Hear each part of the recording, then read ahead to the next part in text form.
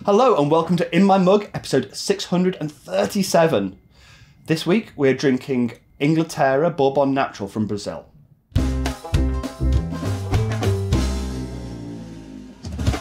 Now, we buy a couple of different coffees from Brazil, but a lot of the coffees we buy comes from Inglaterra. And it's a really small farm by Brazilian standards. By the standards of other parts of South Central America, it's quite big, but by Brazilian standards, it's small. It's owned by Stephen Hurst, who is a longtime friend of ours, and we're really proud to have world exclusive on his coffees. This week's coffee is the natural process Bourbon. So, we'll break that down a little bit. What does Bourbon mean? It's the varietal, it's the plant stock, and it's been probably the most well-known and well-regarded Arabica type of coffee for a long, long time now. It is one of the very first varietals they identified, and it's really like the parent of most of the other varietals.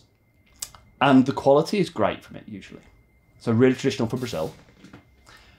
Why has he processed this as natural? Now, I talked before with, a little while back now, we talked about Thai coffees and them processing it for the flavour.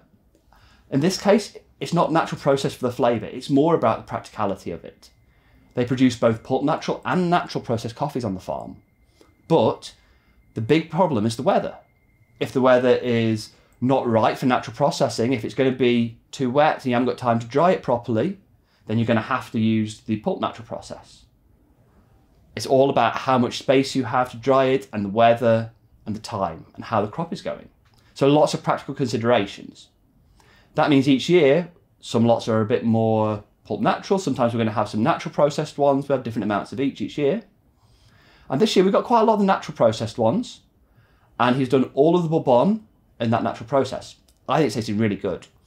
As with lots of Brazilian naturals, we're not going to expect something super funky and weird. We're definitely going to be expecting something that's a little bit more towards the chocolate and the dried fruit kind of side of naturals. Nice body, sweetness. We're really looking forward to tasting this one.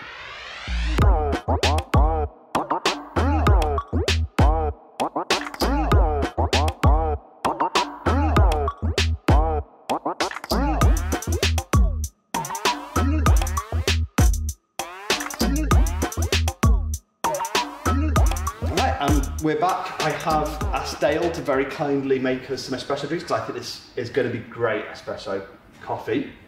Thank you for that, Dale. It is my pleasure, but before we talk about espresso, let's talk about your sweater, because you are looking great today. It's rare that I look great, and I'm very, very thankful for Cafe Yen in Prague, who have supplied this. This is part of their range. Cafe Yen are one of our oldest wholesale customers. They have a wonderful cafe in Prague, great place to get breakfast, but also over the last year they've been trying lots of different ways of doing their business. They are a really solid kind of example of how cafes can try lots of different things, look after their team, look after their customers. So really proud to be working with them. And you do look great. It's a good colour. Happy. We should get onto that coffee. So we have got both espresso and milk drink to try. So you want to start with the espresso? Yeah, I want to start with the espresso. I prepared these earlier. And I think the reason Brazil espresso is just great for me as a single origin espresso is you've not got that huge amount of acidity there. So you can get those really big, thick, unctuous flavours without it becoming super challenging and bright. So I get a lot of walnut, almond into there, some chocolate as well. Yeah. So I would, not to argue, but just to say something different, one of the joys of working with coffee from Brazil and Brazilian espresso is that it's not one thing.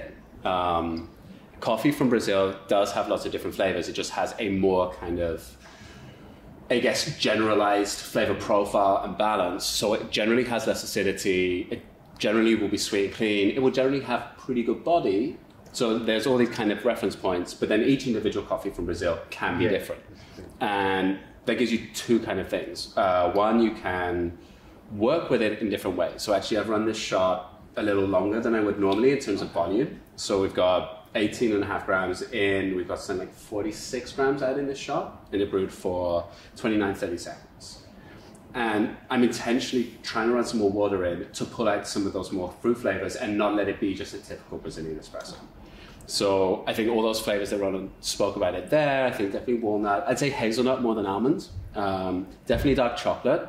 But there's also, I'm going to say, it's not subtle. It's there, a little bit of acidity, a little bit of red fruit. Yeah. But it's not as extreme as kind of apple-like acidity or citrus-like acidity. It's just that general kind of layer of kind of sparkle. There's a little bit of zing to it. There's a bit of caramel as well, actually. There's some really nice sweetness to it. It's really interesting. I'm very interested to see how it works in the milk. Did you pull the shots for the milk in the same way you pulled for the espresso? I did. So exactly the same recipe in with the milk. The difference is I went for a very traditional Italian-style cappuccino. So we've got a single shot in there. It's a 5.5 ounce cup, I think. These are cups that I've loved forever. We've had stacks of them hidden away in the cupboard. And it makes a really drinkable, delicious cappuccino, but very kind of old school. So the coffee flavor isn't at the fore, but that works well with those Brazilian flavors. Maybe like saying something about myself, I love this.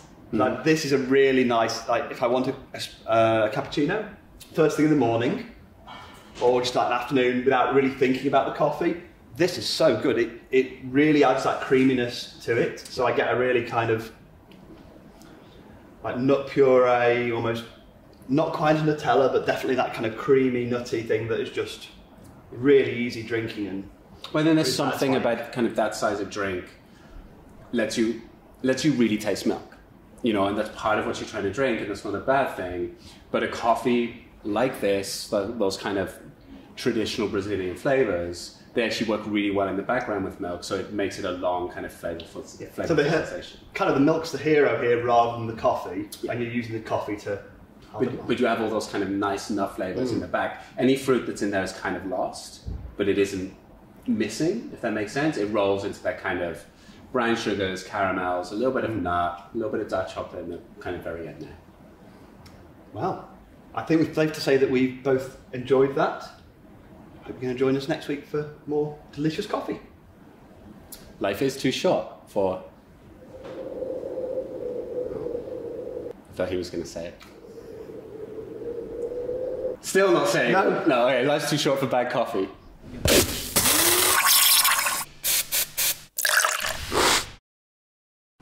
I'm really struggling to get my brain in gear today. Sorry, I totally forgot that. 2021, in fairness, has kind of broken my brain a little bit. I'm working on that. Get away where you can, I'm sorry. Well, on those notes, I processed it and then I said it out loud just for fun. So I think we can safely say that this is the kind of cappuccino we both enjoy. We'd like to hear more about what you think of it. But in the meantime, it's been great to see you all. Life is too short for... bad coffee. Yes.